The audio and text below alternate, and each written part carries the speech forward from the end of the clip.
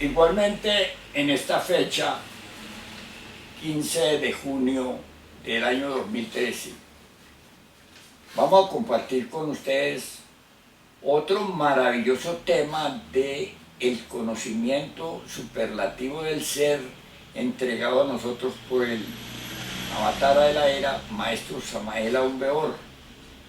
Y en esta ocasión se trata de un tema exigente en la cultura de la posibilidad de la transformación humana. Porque si nosotros no nos transformamos al estado correspondiente de humanos, al estado correspondiente al hombre, Señor y Rey de la creación, si no queremos eso, pues entonces francamente no hay caso. Porque nosotros vivimos un mundo muy miserable, es decir, en cuanto a nuestra relación de vida.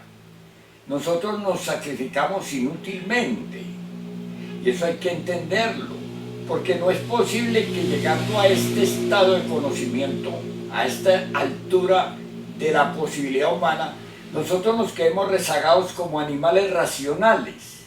No hay ninguna justificación. Si abierto está el espacio infinito al hombre y al Hijo del Hombre, y aquello no hay con qué compararlo. Se considera nada más en principio que el hombre es Señor y Rey de la creación. Piensen ustedes, Señor y Rey de la creación, es decir, que cuando el hombre se establece aquí, puede perfectamente manejar toda la creación. La creación, digamos, a nuestra altura está comprometida con el reino, con los reinos del fuego. Miren el fuego, el aire, el agua y la tierra. En primera instancia, somos señores y reyes de la creación correspondiente a todo lo que tiene que ver con el fuego, el aire, el agua y la tierra. Si solamente llegáramos al principio natural de humanos como hombres, o de hombre como humano, pero no queremos arrancar de aquí de nuestra condición lamentable. Eso es hasta como un contrasentido, como una cosa imposible de pensarla, porque si buscamos avanzar hacia la liberación, hacia la paz, hacia el amor, hacia la justicia, hacia la abundancia, hacia las gracias y hacia la manifestación infinita, buscamos avanzar y nos quedamos aquí como animales racionales, es como un contrasentido, porque uno en la academia, uno en la universidad, uno en la tecnología propiamente, uno en el avance científico y aún filosófico y religioso y artístico de esta época, mis amigos, está quedado como animal racional al nivel que se encuentre, porque aquí hay posibilidades infinitas para desarrollarlas. Y esta doctrina, esta gran doctrina, nos ofrece esa posibilidad de crear al hombre y también al Hijo del Hombre para que se expresen por el vehículo correspondiente. Amigos, entonces en relación a ese tema, hay un tema extraordinario que llama cambiar la forma de pensar. Este tema tiene un contenido extraordinario, fantástico, y nos muestra cómo el retardo, o digamos el desvío de el desarrollo del conocimiento gnóstico aquí, la no capacidad de alcanzar los estados propuestos del fuego, de la cristalización del alma, del hombre real o psicológico y del Hijo del Hombre, no avanza en nuestros estudios por un hecho concreto, porque no cambiamos la forma de pensar. Y si no cambiamos la forma de pensar, no podemos cambiar la forma de sentir, y mucho menos la forma de actuar. O sea que hemos hecho lo que dice la parábola. Hemos puesto en odre nuevo, en odre viejo, vino nuevo y se rompe el odre. O en vestido nuevo, remiendo viejo o cosa parecida. O sea que no da, no funciona. Eso está aún en las escrituras por nuestro Señor el Cristo, como lo verán ustedes en el capítulo. Este capítulo precioso es tremendamente científico. Es psicológicamente la última palabra. Vamos pues a bajar un poquito nuestra soberbia, nuestro orgullo, nuestra autoimportancia y veremos cómo podemos avanzar en el desarrollo del hombre. Porque de nada sirve el enunciado de los 3 factores de la revolución de la conciencia, como está dicho en la escuela del movimiento gnóstico cristiano universal. De nada sirve esos 3 fundamentos, porque uno siempre va al más fuerte, y el más fuerte es el alquímico, es el de la transmutación de las energías sexuales para hacer creaciones. Y resulta que no da resultado. ¿Por qué no da resultado? Porque nosotros tenemos aún los mismos pensamientos negativos de siempre. El pensamiento negativo siempre produce la mentira, la falsedad, la negación. Total que nosotros tenemos que iniciar, como dice el maestro, para acabar con las emociones negativas, con la mentira, con la falsedad, para poder llegar al trabajo fundamental del sexo, de la transmutación de las energías sexuales. Para llegar allí necesitamos una preparación previa, necesitamos establecer en nosotros unos fundamentos previos y no de una vez abocados ahí a una sexualidad dislocada que en vez de beneficio trae consecuencias. Así que el sexo entre nosotros es sagrado. El sexo es de donde nace la vida. La vida en toda la manifestación nace de la energía sexual. Y si nosotros no abocamos ese comportamiento para el manejo de la energía sexual conforme a méritos, conforme a las reglas, conforme a la balanza del equilibrio de la muerte del ego y del sacrificio por la humanidad, de la propuesta de la transformación íntima, pues francamente nos estamos haciendo un daño, estamos enredando, confundiendo, falseando la doctrina. Y la doctrina es puntual, es matemática, es un equilibrio perfecto de la forma de vivir. Y para poder aprender a vivir, que es lo que nos daña, necesitamos cambiar la forma de pensar, básicamente. Si no cambiamos la forma de pensar, no podemos cambiar la forma de sentir y tampoco podemos cambiar la forma de actuar. He ahí el fracaso del no avance en los principios de la doctrina gnóstica como tabla de salvación para la humanidad en este momento crítico de fin de mundo. Amigos, con ustedes entonces en el tema extraordinario de cambiar la forma de pensar, el venerable maestro Samael Aún Weor como avatara de la era. Muchas gracias y hasta pronto. Bien, mis caros hermanos, ante todo, es necesario conocer las leyes del trabajo esotérico gnóstico, si es que en realidad de verdad queremos un cambio radical y definitivo. En nombre de la verdad diremos que si por alguna parte hemos de empezar a trabajar sobre sí mismos, tiene que ser en relación con la mente y con el sentimiento. Sería absurdo empezar a trabajar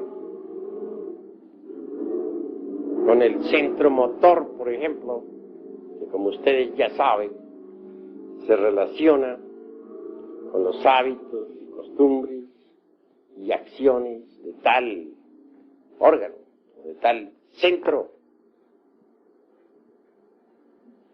Obviamente, esto sería como empezar con un faquirismo absurdo. Y a propósito de faquires, en la India hay faquires que, por ejemplo, levantan un brazo en alto y lo sostienen por tiempo indefinido hasta que llega a quedar rígido. Hay otros que permanecen firmes en un solo lugar durante 20 y 30 años, hasta convertirse en verdaderas estatuas.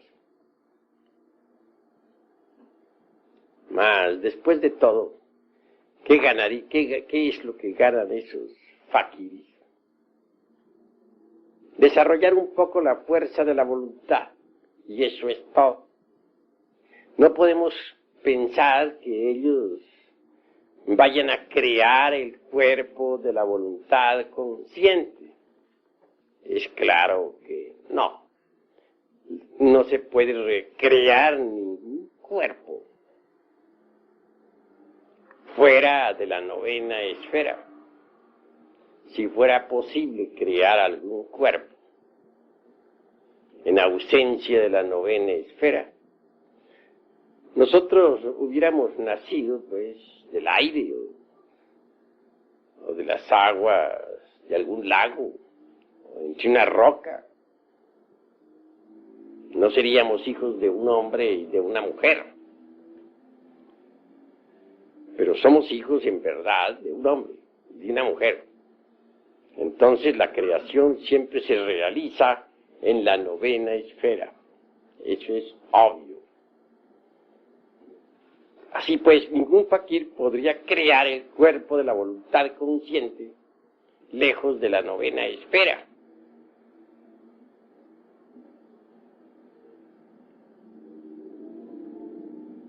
Nada ganan, pues, los que se dedican al faquirismo, excepto desarrollar un poco la fuerza de la voluntad.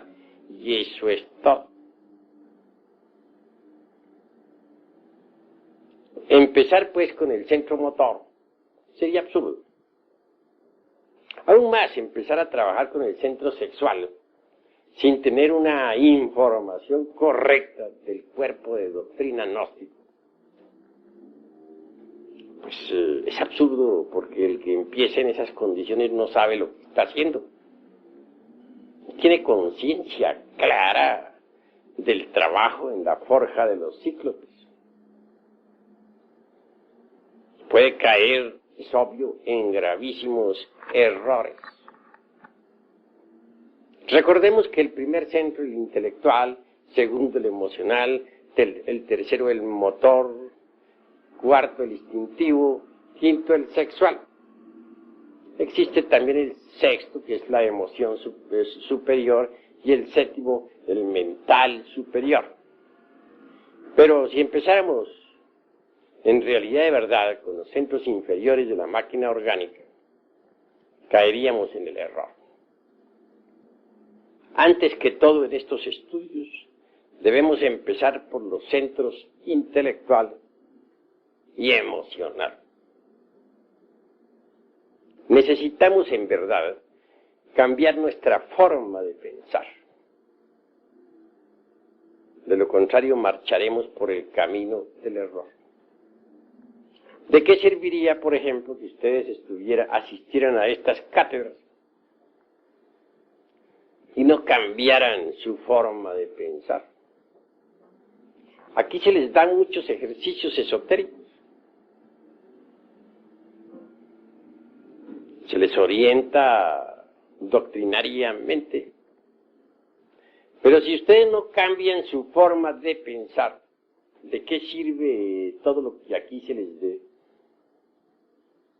Se les dice que hay que disolver el ego, se les dice que hay que sacrificarse por la humanidad, se les dice que hay que crear los cuerpos existenciales superiores del ser, etc. Pero si ustedes continúan pensando como antes, con los mismos hábitos mentales de otros tiempos, ¿qué sirve todo lo que estén escuchando aquí? Se les dice que hay que desintegrar el ego, pero ustedes continúan con sus viejos hábitos mentales, con sus formas y sistemas caducos de pensar. Entonces, ¿de qué les sirve la información que se les está dando?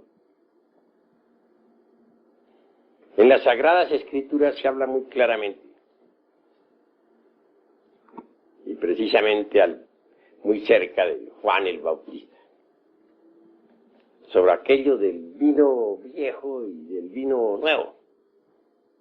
Que nadie echaría, por ejemplo, dice el Cristo, vino nuevo en odre viejo, porque los odres viejos se romperían.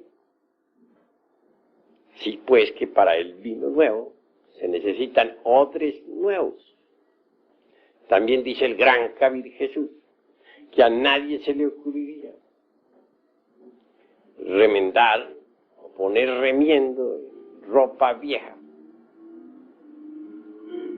con pedazos, dijéramos, de ropa nueva. Verbigracia, por ejemplo, romper un traje nuevo para remendar uno viejo. Eso sería absurdo, ¿verdad? Así también, esta nueva enseñanza es como el vino nuevo. Necesita odre nuevo. ¿Cuál es ese odre? Pues la mente. Si no abandonamos las formas caducas de pensar, si seguimos pensando con los hábitos que antes teníamos, sencillamente estamos perdiendo el tiempo. Hay necesidad de cambiar la forma de pensar. Para el vino nuevo, odre nuevo se necesita. Sí, pues necesitamos cambiar completamente nuestra forma de pensar a fin de recibir esta enseñanza. Ese es el punto grave de la cuestión. Porque si recibimos esta enseñanza y la añadimos a la forma que teníamos de pensar antes, a nuestros viejos hábitos mentales, pues nada estamos haciendo, nos estamos engañando a sí mismos. Querer enganchar el carro de la enseñanza gnóstica a nuestro viejo carro, todo dañado por el tiempo y lleno de basuras e inmundicias, es engañarnos a sí mismos. Se trata antes que todo de preparar el recipiente para recibir el vino de la enseñanza gnóstica.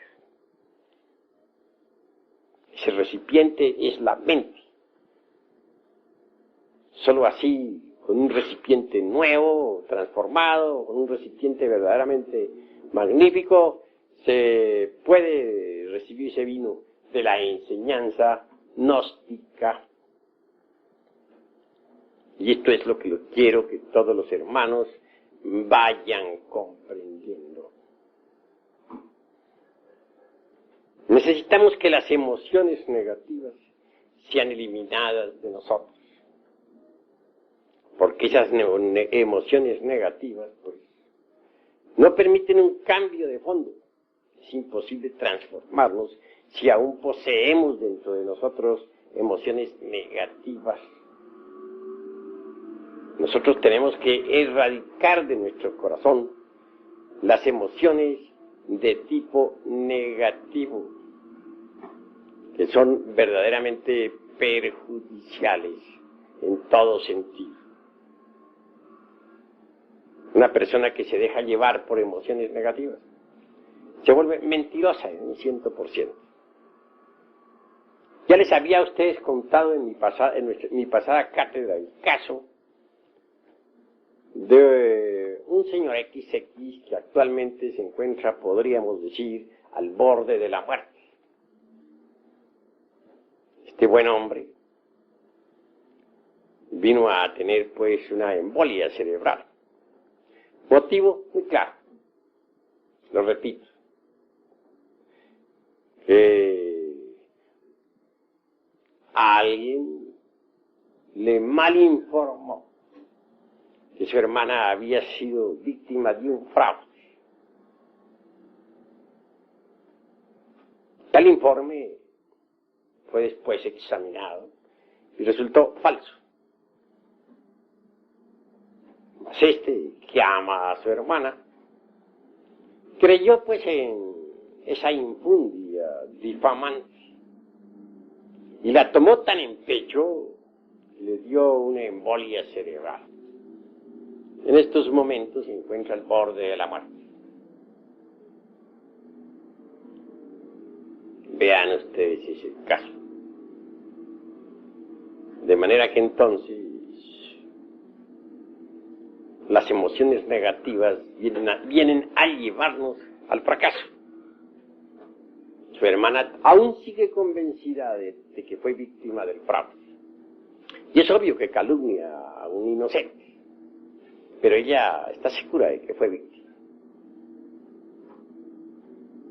Personalmente examiné el caso y me di cuenta que ella misma se estaba autoengañando. Estaba mintiendo a sí misma, víctima de las emociones negativas y a su vez calumniando a otro en forma inconsciente. De manera que les dije a ustedes, y repito, que las emociones negativas lo tornan a uno mentiroso. Observen ustedes las gentes cómo mienten, llevadas por las emociones negativas. Lanzan juicios falsos y luego se arrepienten, pero es tarde, ya los lanzaron entre tanto.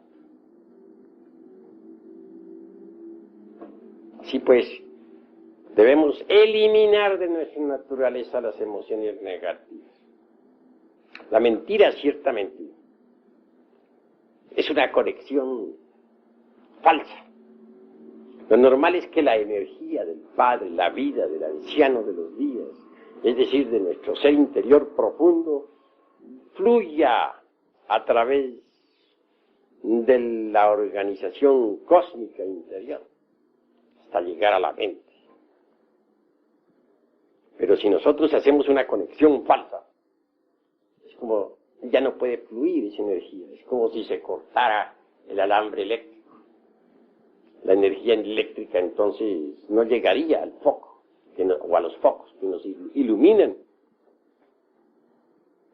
Así pues, la mentira es, ya les dije y repito, es una conexión falsa. Por lo común, cuando uno se llena de emociones negativas, se torna mentiroso.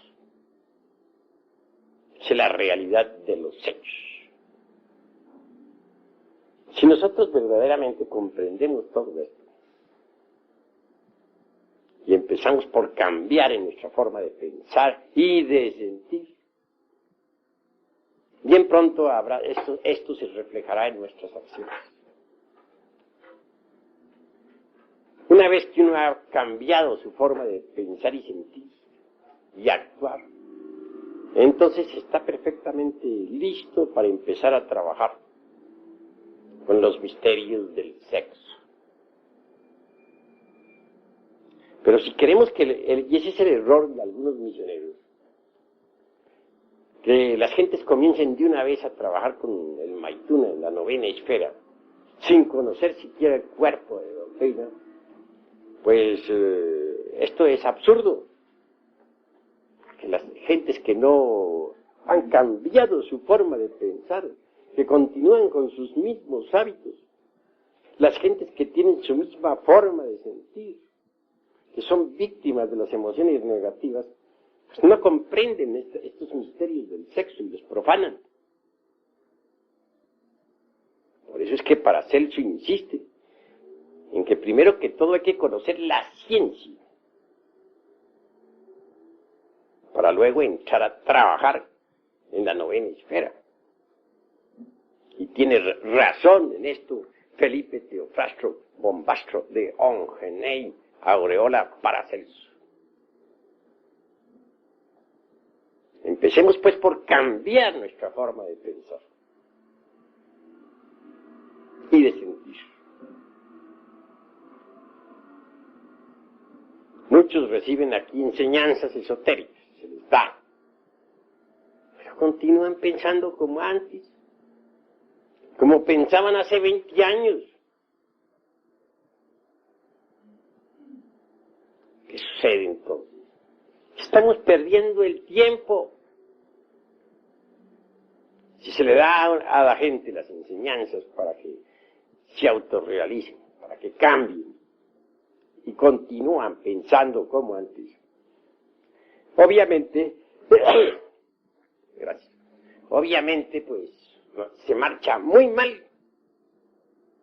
Yo conozco hermanitos gnósticos que tienen 20 y 30 años de estar en las enseñanzas gnósticas y todavía piensan como pensaban cuando tenían 20 o 30 años de edad. Muy ilustrados, sí, manejan muy bien las ideas, pero si uno les examina detenidamente su vida, sus costumbres, verá que son las mismas que tenían antes. Conozco hermanos hasta muy juiciosos, misioneros y todo, que platican muy bien sobre la gnosis, que manejan el cuerpo de doctrina en forma extraordinaria, pero los he estado observando y resulta que actúan como cuando no eran gnósticos. Actúan como actuaban hace 30 años atrás. Tienen las costumbres viejas que tenían cuando nada sabían de estos estudios. Continúan con esas mismas viejas costumbres. ¿Qué están haciendo esos hermanos entonces? Obviamente se están autoengañando miserablemente. Eso es obvio. Así pues, hemos de empezar por cambiar la forma de pensar y después la forma de sentir. Poner el vino nuevo, el vino gnóstico, en odres nuevos y no en odres viejos. Una mente decrépita, llena de hábitos viejos, de hábitos de hace 20 y 30 años atrás, no está preparada para recibir el vino de la gnosis. Una mente así necesita forzosamente pasar por un cambio total. De lo contrario, se está perdiendo el tiempo miserablemente.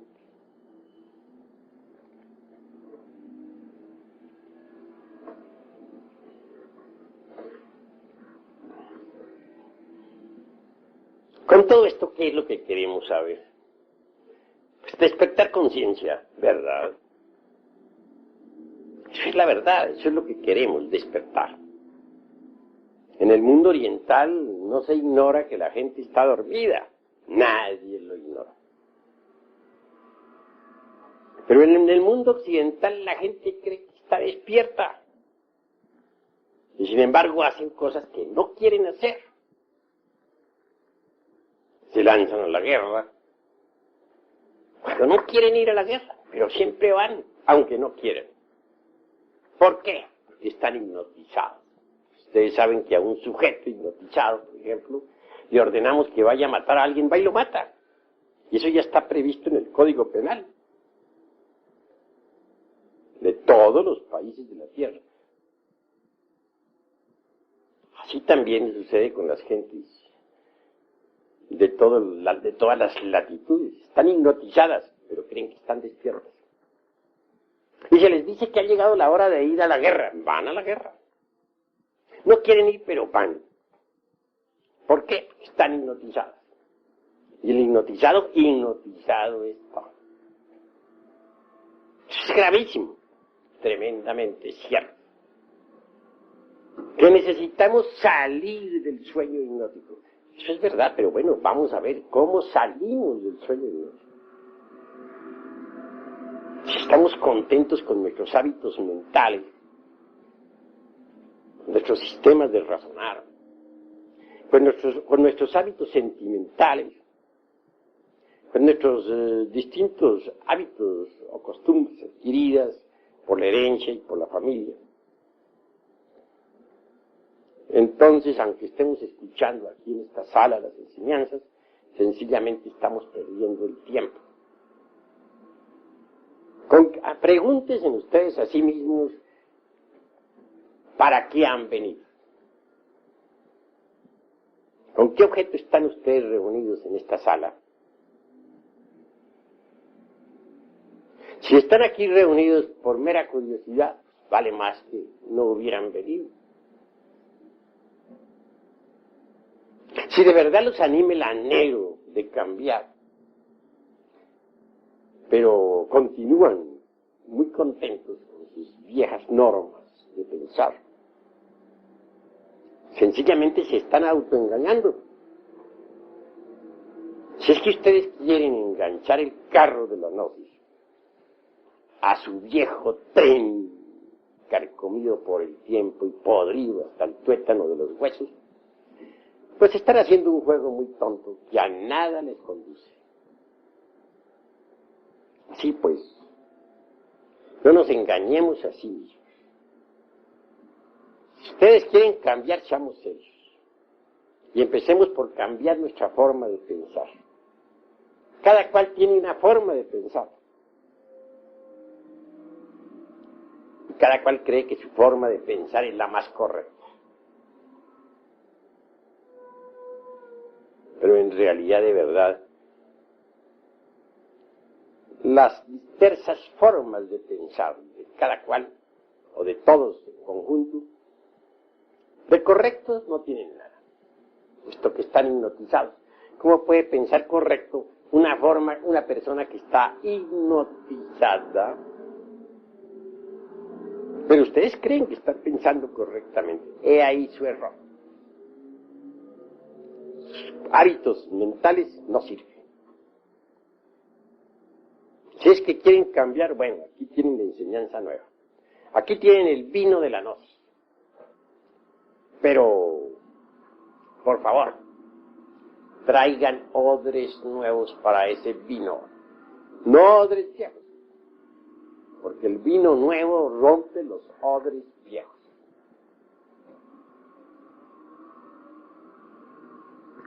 Me interesa darle la enseñanza a los hermanos, pero darla seriamente. Y por eso les invito a cambiar su forma de pensar. ¿Han reflexionado acaso ustedes en lo que es la conciencia? ¿Qué podría comparar la conciencia? O sea, a un foco de luz que lo dirijo hacia una parte o hacia otra. Eso es obvio.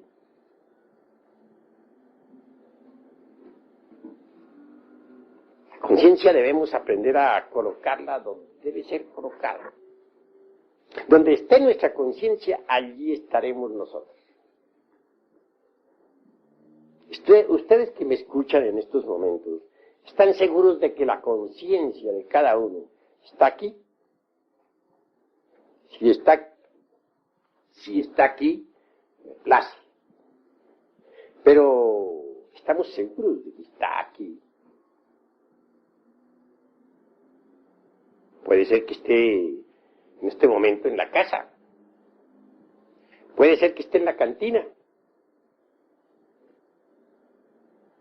Puede ser que esté en el supermercado. Y que tan solo aquí estemos viendo la personalidad de fachada de tal o cual hermano. Así pues, donde está la conciencia, ahí estamos nosotros. La conciencia es algo que hay que aprender a colocar inteligentemente donde debe ser colocada. Si colocamos nuestra conciencia en una cantina, se procesará en virtud de la cantina. Y si la colocamos nosotros en una casa de citas, se procesará allí. Y si la colocamos nosotros en un mercado, tendremos un buen mercader o un mal mercader. Donde quiera esté la conciencia, allí estaremos nosotros. conciencia está desgraciadamente embotellada. Y un yo de lujuria podrá llevar nuestra conciencia pues a una casa de citas. Un yo de borrachera se la podrá cargar para una cantina. Un yo codicioso se la llevará por allá para algún mercado. Un yo asesino se la llevará por allá a la casa de algún enemigo.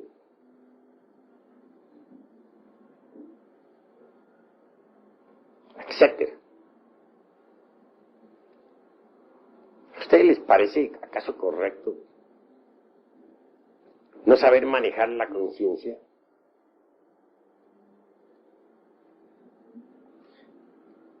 Tengo entendido que es absurdo llevarla a lugares donde no debe estar.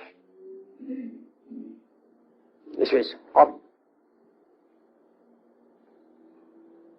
Desgraciadamente, repito, nuestra conciencia actualmente está enfrascada. Sí, embotellada entre distintos elementos inhumanos que en nuestro interior cargamos. Necesitamos quebrar todos esos elementos dentro de los cuales se halla embotellada la conciencia. Pero digo, haríamos eso si no cambiáramos nuestra forma de pensar. Si estamos contentísimos con nuestros viejos hábitos caducos y extemporáneos que tenemos en la mente, ¿nos preocuparíamos acaso por despertar la conciencia? Claro que no. Si se quiere cambiar, vamos a cambiar desde ahora mismo, a cambiar nuestros hábitos mentales, nuestra forma de pensar. Cuando uno cambia de verdad, origina cambios interiores. Cuando uno cambia su forma de pensar, puede entonces pensar en cambiar totalmente en su interior. Pero si no cambia en su forma de pensar, si aquí en esta mente siguen existiendo los viejos hábitos extemporáneos, ¿cómo puede uno decir que va a provocar un cambio en su conciencia interior? Pues eso no es posible. Sería contradictorio que pensáramos una cosa e hiciéramos otra. Realmente que no es posible.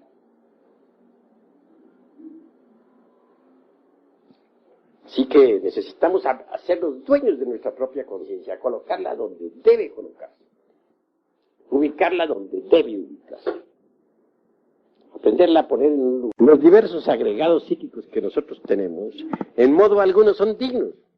Lo único digno, lo único real, lo único que vale la pena en nosotros es la conciencia. Pero está dormida. No la sabemos manejar.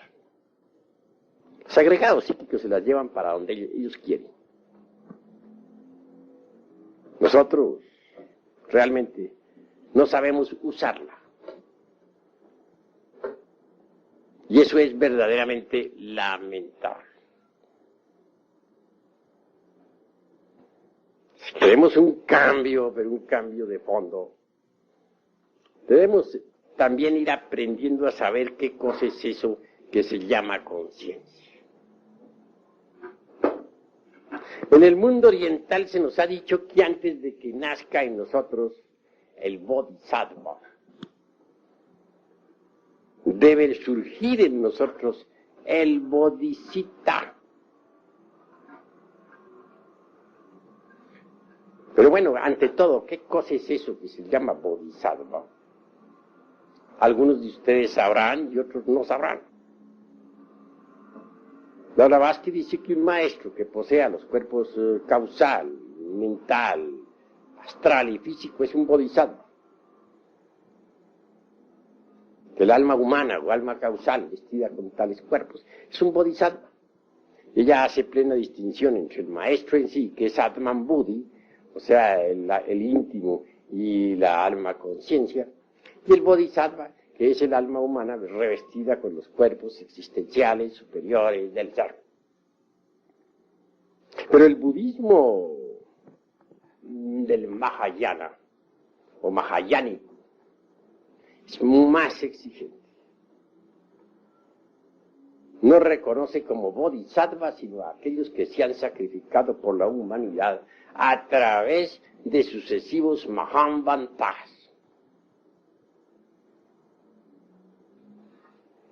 Hay dos clases, dice el budismo mahayánico, de seres.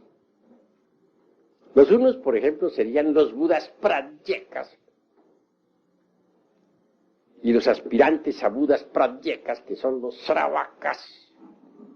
Estos no se sacrifican por la humanidad jamás. Nunca. Luchan, sí, por cambiar y cambio.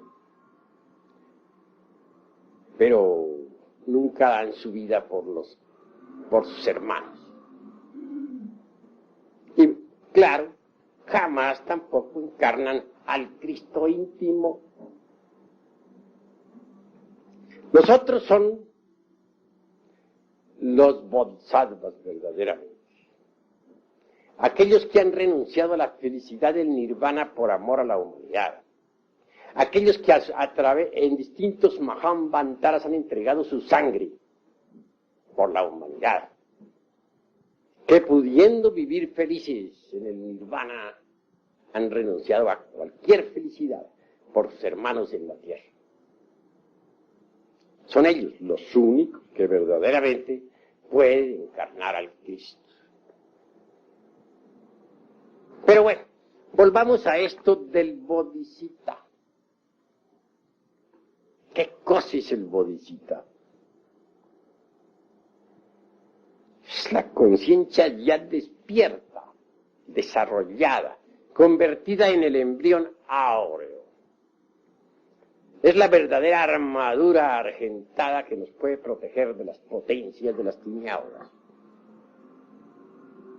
que nos da la sapiencia, la experiencia.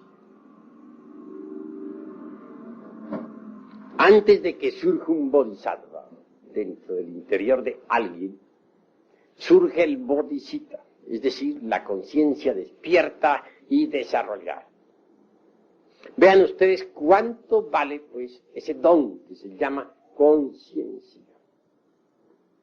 Es lástima que la humanidad tuviera la conciencia enfrascada entre el ego. Y es claro que mientras las gentes continúen pensando como piensan, sintiendo como sienten, y con sus mismas viejas costumbres rancias, no podrán despertar la conciencia. Continuará esta hipnotizada. Y en secuencia o como corolario diremos que nunca surgirá en gente así el bodhisattva. Cuando el bodhisattva, que es la conciencia desarrollada y despierta, surge en uno, en el aspirante, entonces pronto aparece el bodhisattva.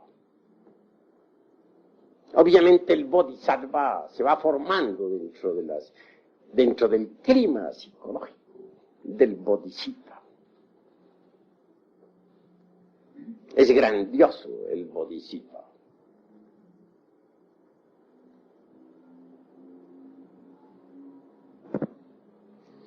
En realidad, de verdad, mis queridos hermanos,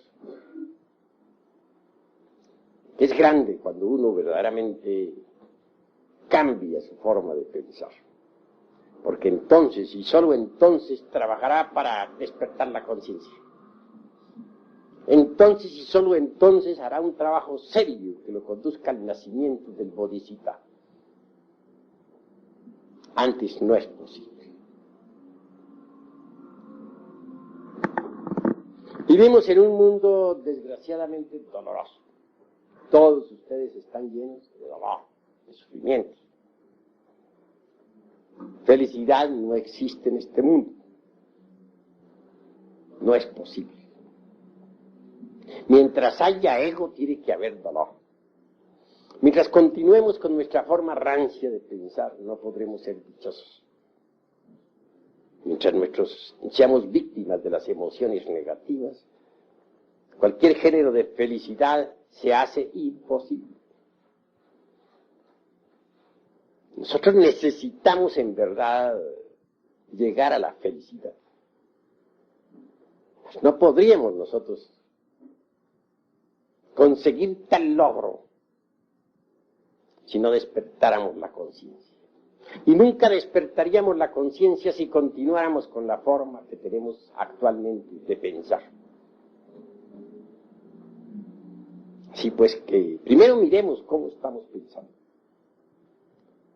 Cambiemos esa forma anticuada del pensamiento. Preparemos nosotros odres nuevos para el vino nuevo, que es la gnosis. Y así trabajaremos de verdad, pero seriamente.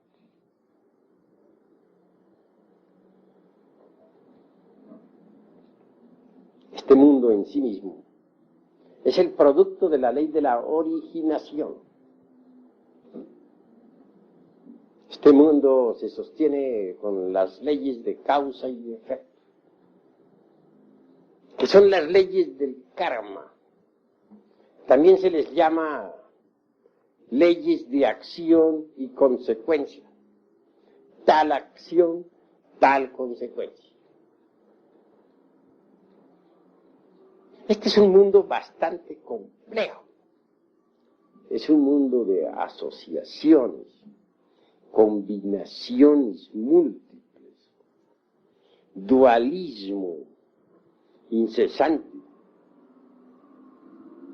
lucha de los opuestos, etc.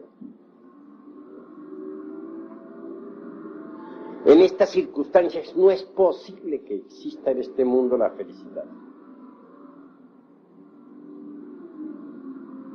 Cada uno de nosotros tiene que pagar su karma.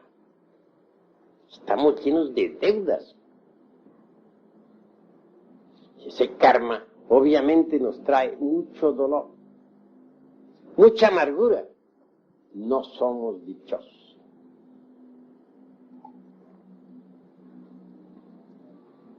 Muchos piensan que podríamos llegar a la felicidad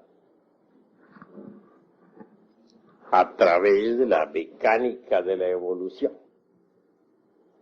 Es un concepto falso, porque la mecánica es mecánica. La ley de la evolución y también la de la involución constituyen el eje mecánico de esta maquinaria que se llama naturaleza. Hay evolución en el grano que germina, en la planta que se desarrolla y al fin da fruto. Hay involución en la planta que ya entra en decrepitud y por último se convierte en un montón de leños. Hay evolución en el niño que se forma en el claustro materno, en la criatura que nace, que crece, que se desarrolla y vive a la luz del sol. Mas también existe involución en el ser humano que envejece, decrece, entra en decrepitud y al fin muere. Eso es completamente mecánico.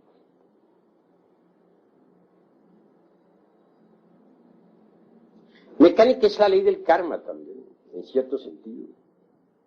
En el sentido causativo, mirada a la luz de los 12 vidanas o de las 12 vidanas. Así hay mecánica.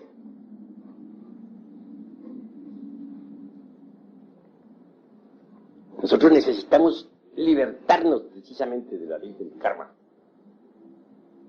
Necesitamos libertarnos de ese movimiento mecánico de la naturaleza. Necesitamos hacernos libres, y esto no será mediante la evolución mecánica.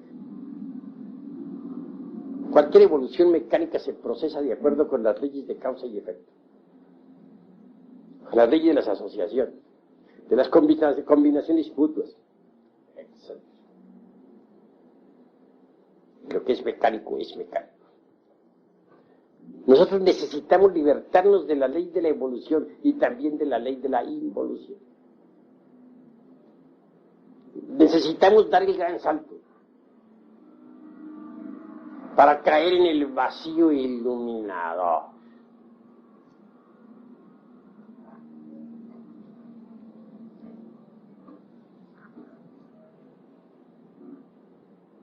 Obviamente,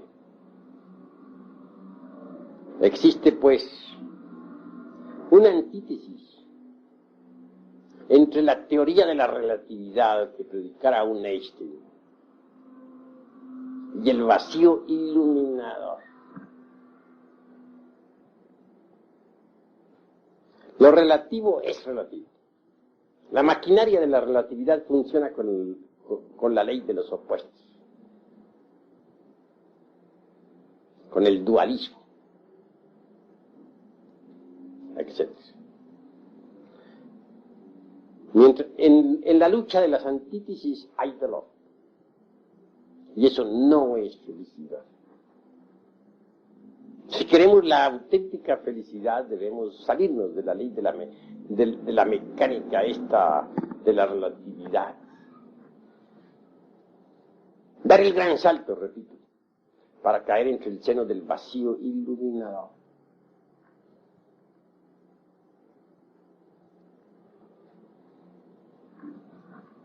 Yo experimenté el vacío iluminador en mi mocedad. Apenas sí tendría algunos 18 años de edad, cuando pude dar el gran salto, pasar más allá del tiempo y vivenciar eso que no es del tiempo.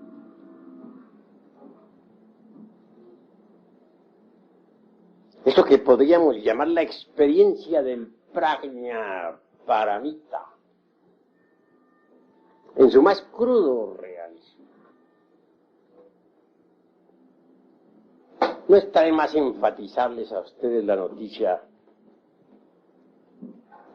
de que tal vivencia pudo ser repetida 3 veces.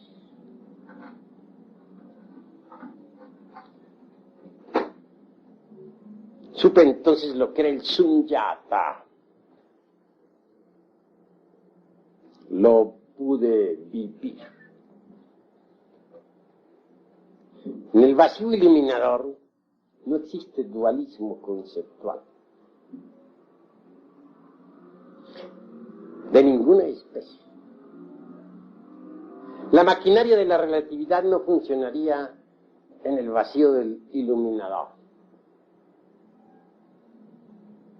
La ley de las mutuas combinaciones y asociaciones mecánicas no es posible en el vacío iluminador. Toda la teoría de la relatividad de Einstein quedaría destruida en el vacío iluminador. Indubitablemente la experiencia del vacío iluminador solo es posible en estado de samadhi,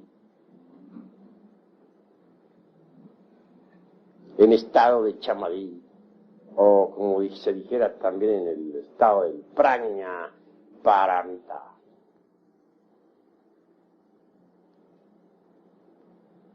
En el vacío iluminador no existen formas de ninguna especie. Podría decirse que allí pasa uno más allá del universo y de los dioses. En el vacío iluminador puede darse una respuesta correcta a aquello de que si todo el universo se reduce a la unidad, ¿a qué se reduciría la unidad? Tal respuesta no es posible para la mente lógica, o por lo menos para la mente que funciona de acuerdo con la lógica formal. Pero en el vacío iluminador no es necesaria tal respuesta. Tal respuesta allí es una realidad patente, definida. Si todas las cosas se reducen a la unidad también se reduce a todas las cosas. Y entonces quien entra en ese estado Mahasamadhi, dijéramos, vive todas las cosas, desprovisto de forma. Y esto de por sí ya es grandioso, sublime e inefable. Sumergirse definitivamente en Sunyata, es decir, el vacío iluminador definitivo, solo es posible mediante el gran salto y a condición definitiva de haber pasado por la aniquilación budista total. De lo contrario, no sería posible. En aquella época aún no había pasado yo por la aniquilación budista. Y obviamente, a medida que me acercaba a la gran realidad, la conciencia se expandía en forma desmesurada.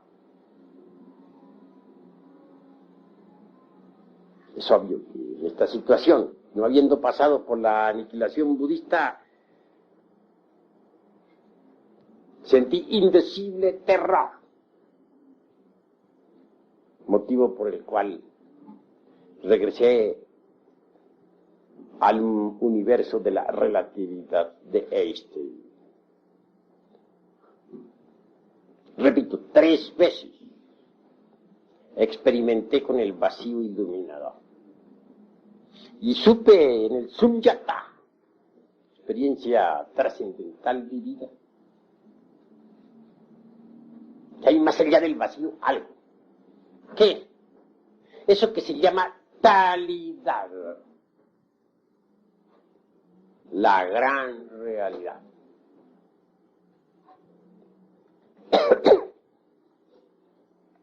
Lo supe con una intuición de tipo trascendental.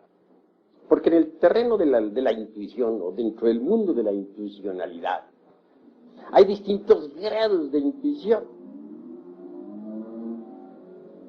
Incuestionablemente, la más elevada o el más elevado grado intuicional es el de las mentes filosófico-religiosas o filosófico-místicas.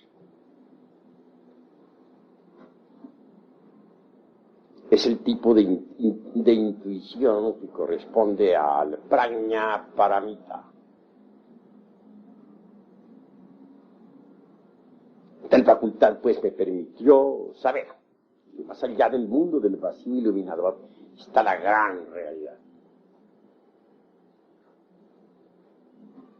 Bien, quiero afirmarles a ustedes en forma enfática que este camino de la gnosis conduce a la gran realidad. La gran realidad o la talidad, Sunyata, prajna paramita, está más allá del universo de la relatividad, es decir, más allá de la mecánica esta de la relatividad, y más allá, mucho más allá del vacío iluminador.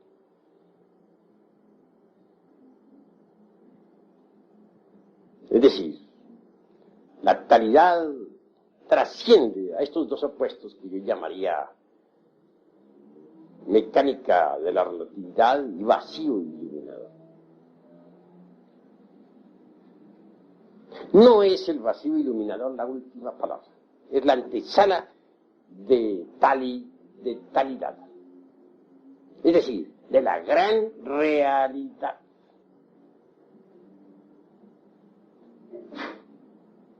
Estoy hablándoles a ustedes no en forma meramente teórica. En pasados Mahambaltaras experimenté la talidad. Y como quiera que la conozca, tengo que dar de ello vivo testimonio. Lo importante para nosotros es pasar por una suprema aniquilación, a fin de que la conciencia convertida en bodhisattva y totalmente despierta pueda dar el gran salto para caer en el vacío iluminador. un paso más y llegaremos a la talidad.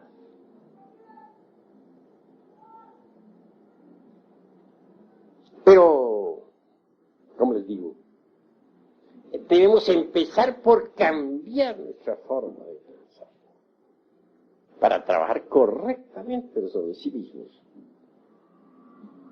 desintegrando realmente los elementos psíquicos indeseables que llevamos dentro. Podríamos conseguir nosotros el despertar de la conciencia, el desarrollo del bodhisattva,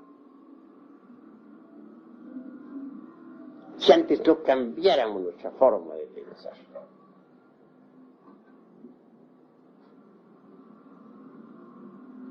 Es necesario saber meditar, comprender lo que es la técnica de la meditación. El objeto de la meditación es muy simple. ¿Qué es lo que queremos nosotros a través de la meditación? Tranquilizar, tranquilidad. Parecería muy superfluo lo que estamos diciendo. Ustedes podrían objetarme que podríamos tranquilizarnos con una botella de vino, ¿no? Eso es claro. Podrían objetarme también que podríamos tranquilizarnos oyendo una sinfonía de Beethoven.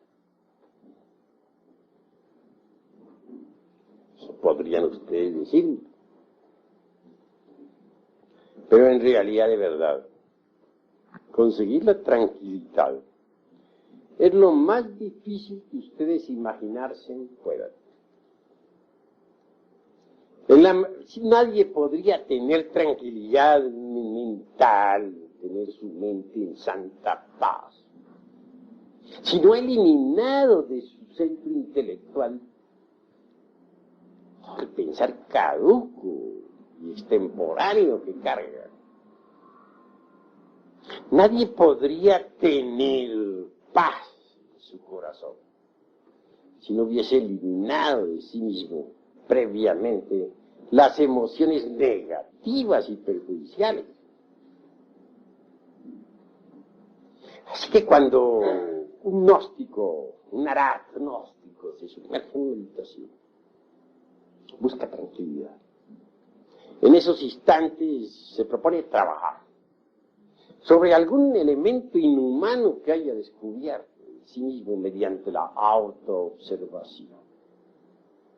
Posiblemente descubrió la ira. Bueno, se dedicará entonces a comprender el agregado psíquico de la ira, hasta volverlo polvo, con ayuda de su divina madre Kundalini, que deberá invocar para que le auxilie. O tal vez descubrió que tiene el agregado psíquico del odio, entonces se propondrá desintegrar tal agregado para que surja en su reemplazo el amor. A medida que uno vaya desintegrando todos esos agregados psíquicos inhumanos que cargamos en nuestro interior, la conciencia irá despertando.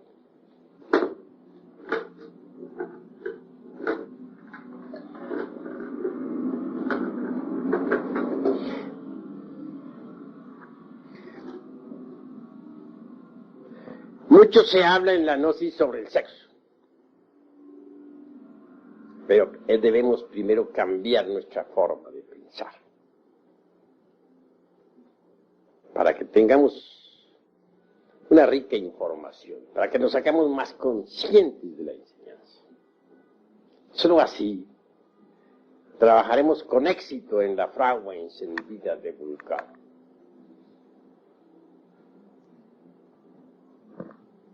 No queremos en modo alguno esta noche eludir los misterios sexuales. Es bueno que ustedes entiendan que el camino que conduce a la talidad es, y subrayo esto completamente, absolutamente sexual.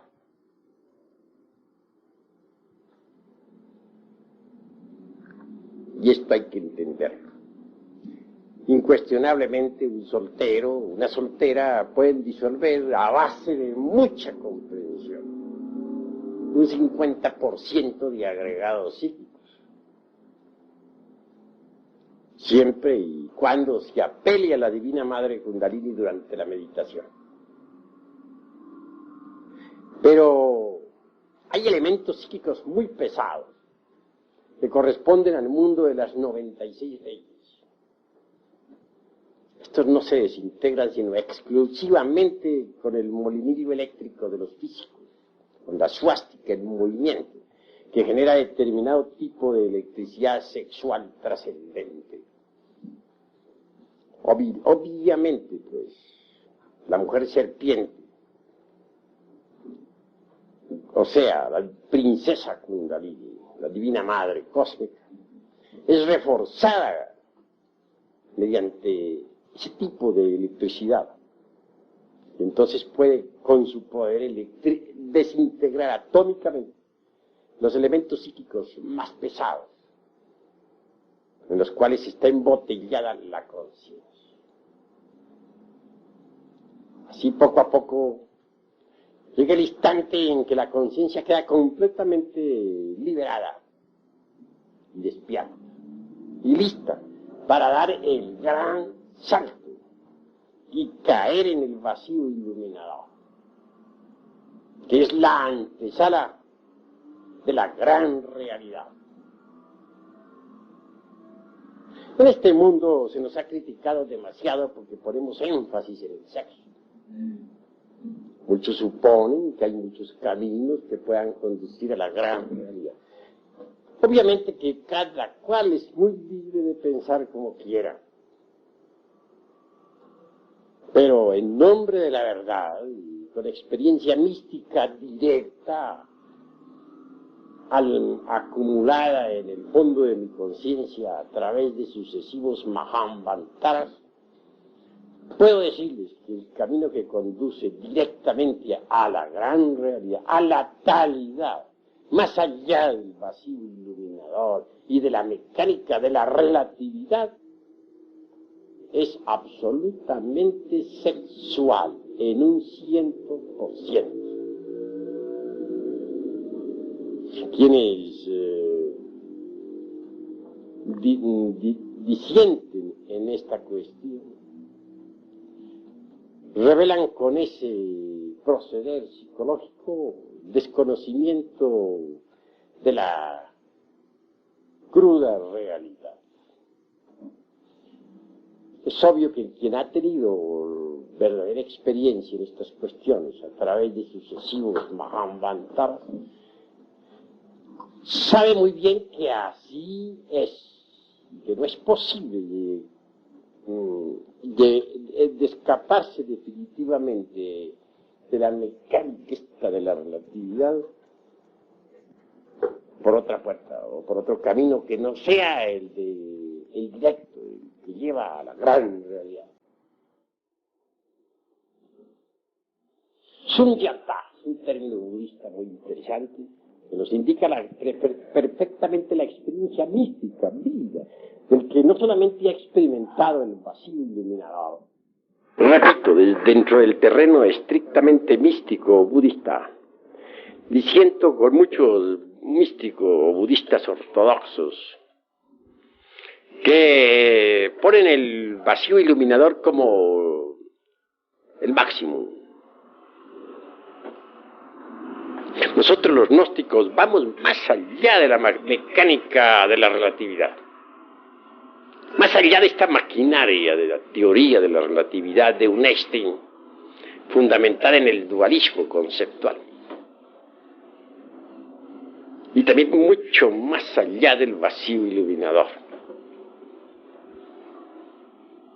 Nosotros queremos la gran realidad. La experiencia vívida, sunyata. La vívida experiencia de los prajna paramitas. Gracias a Dios tenemos nosotros en nuestro interior la conciencia. Es precisamente el don más precioso. Lástima que esté enfrascada en el ego. Pero si conseguimos libertar a la conciencia, entonces estaremos listos para el gran salto,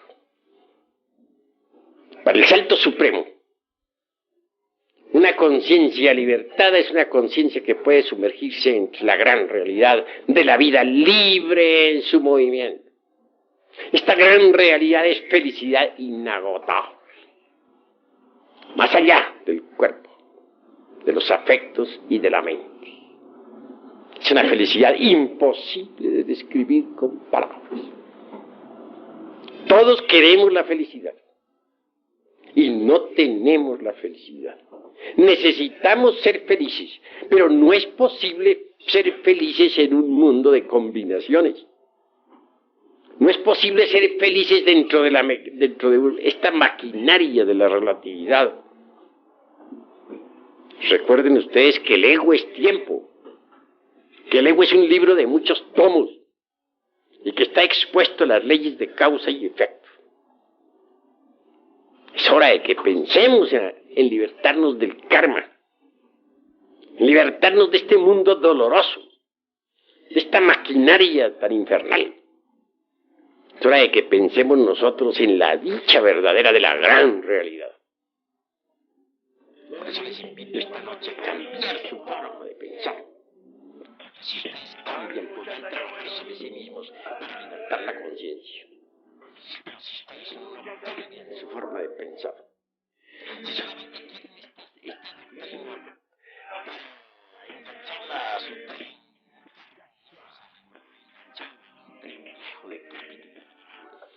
pues están perdiendo el tiempo.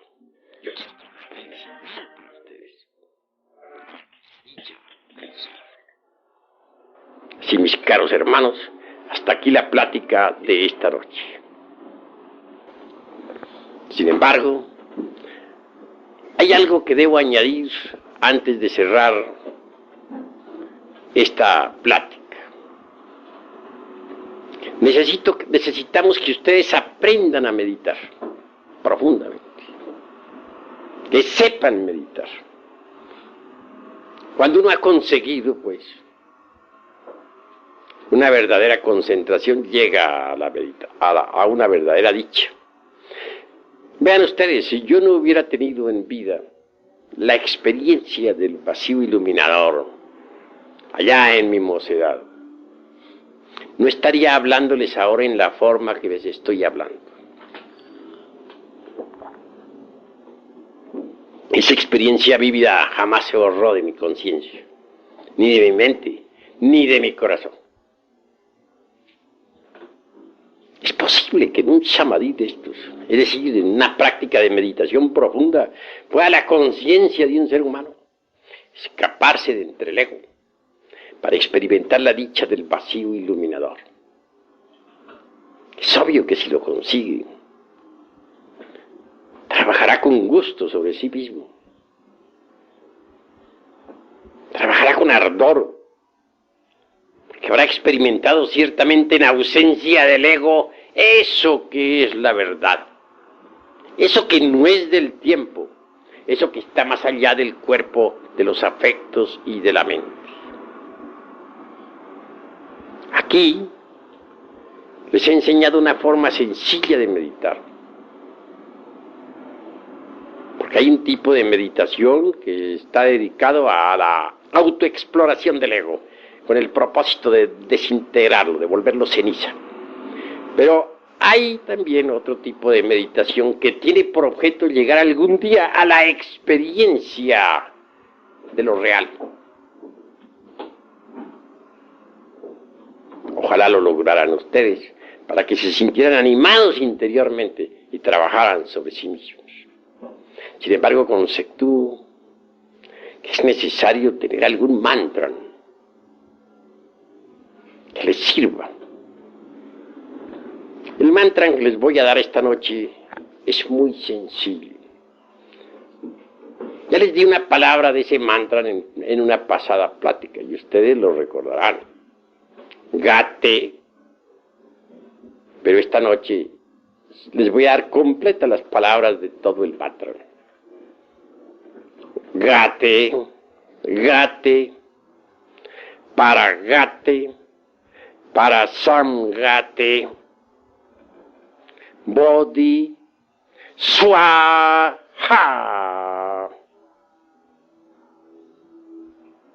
En las grabadoras tiene que haber quedado grabado y también en los corazones. Repito, gate, gate, para samgate, bodhi, swaha. Ese mantra se pronuncia suavemente o con la mente y el corazón. Puede también usarse es decir, como verbo silenciado. Porque hay dos tipos de verbo articulado y verbo silenciado. El verbo silenciado es poderoso. Se relaja el cuerpo totalmente. Y después de relajado, se entrega totalmente a su Dios interior profundo, sin pensar en nada, únicamente recitando con la mente y el corazón el mantra completo. Gate, gate, para samgate, bodhi, swaha.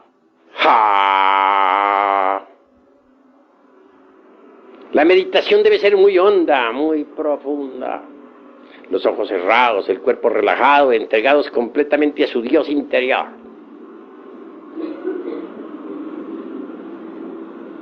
Ni un solo pensamiento se debe admitir en esos instantes. La entrega a su Dios debe ser total. Y solamente el mantra debe resonar en su corazón. Este mantra entiendo que abre el ojo de Dharma. Este mantra profundo un día los llevará a ustedes a experimentar en ausencia del ego el vacío iluminado. Entonces sabrán lo que es el sunyata. Entonces entenderán ustedes lo que es el prajna paramita.